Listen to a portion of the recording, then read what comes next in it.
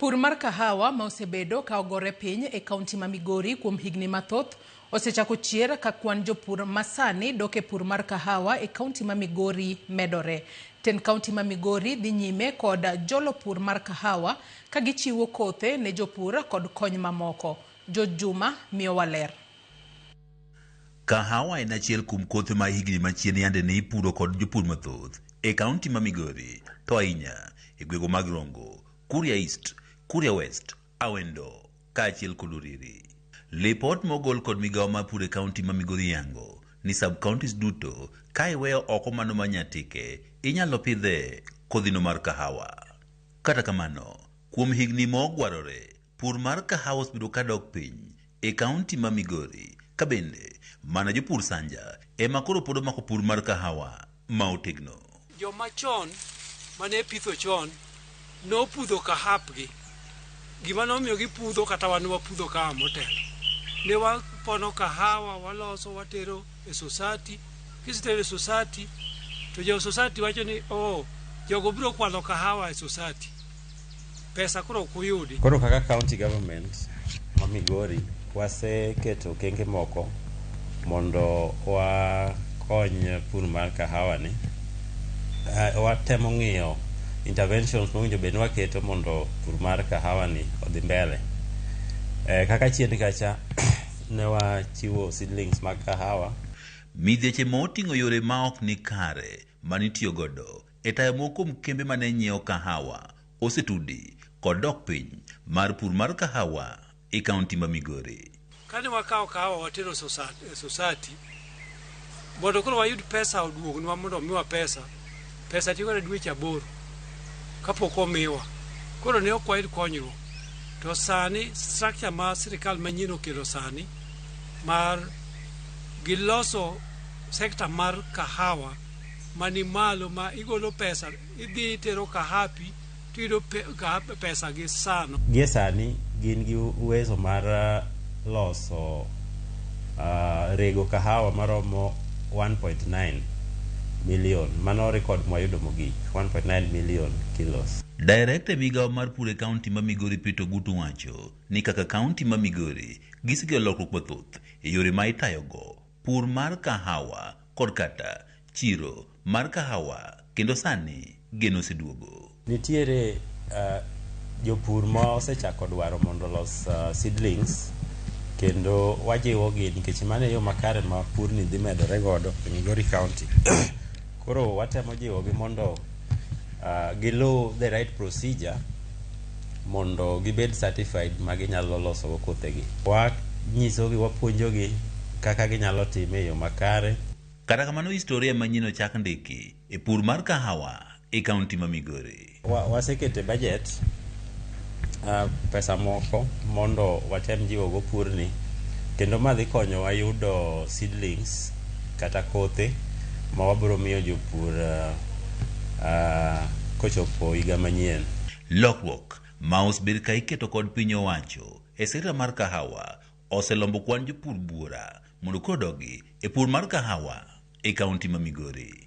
To sani sirikal masani okelo dongruok maduong' ne kahawa. Wayudo ni kahawa sani kila achiel en siling 80.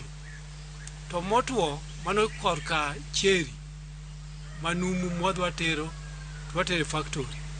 To motuo kwasedhi wadwa tuoyogi mwaketo, wayudo ni en siling 85. Samuel Ogao mawuok e gwego ma Kodero Bara e sub-county ma Rongo en achiel kuom jopur ma osebedo ka omako motegno pur mar kahawa kendo yudo nweng'o maber. An gi tielo 500 wasepidho, ma moko mana kuongo chako godo gichasetimo gi pruning ang'ado. Koro gichako loth sani mondo gichak dongo gi piny. To masani apono pod an godo tie 100 mana ang'ado, modong 400 pod apono magin kaka ni dieng'e akani.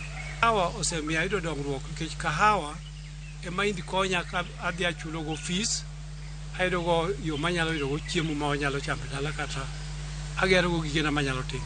Ogao ne oweyo pur mar niang' higni mathoth ma okalo kendo donjo pur mar kahawa, pur mowacho ni osemako lwet ariyo makata mokuom jopur ma kahawa osebedo kaweyo purni. Kani wachako kahawa, wayudo ka kahawa nigi pesa moloyo niang' mane wapidho. Nikech kahawa kisepidhe mikete wuoyo maber, kata compost heap idhi iloso mido manyiwa mikete, tiyudo ni kahawa ochiek ma ok ochandi gi gik mang'eny. Kata kamano, jopur ma kahawa pod kale midhieche mathoth ma oting'o rach mag apeini ma gitiyo godo e tero kahawa e chiro. Wahero ni sirikal nyalo konyowa godo. Namba achiel, yore mwating'o kahawa wadhi e society ok beyo. Masinde manyalo losonwa kahawa pod kwayudo malong'o gi kuonde society watere kahawa gi pok olos gi standard mamalo manyalo accommodate kahawa mwatero. Kidhiyo Mount Kenya, iyudo ka joka nigi sako ma gin godo, gin gi geche mabiro nyaka machiegni kuonde ma center magiketo ma kahawa kosepone, koro kar mondo ichandi kode koth goyi wang'ayo kitere society. Kaka wan kasani kwasepono koka koth goyi kidhi kode nyaka mesani. Kalure kod lokruok mar kor lwasi mosemiyo koth odok piny, jopur ma kahawa e kaunti ma Migori sani tiyo kod lony manyasani ma bende koro miyo gibedo kod nweng'o maber e kinde duto. Pidhe gi lum moro ni vetiver grass mipidho 2.5 meters interval kon gi kon.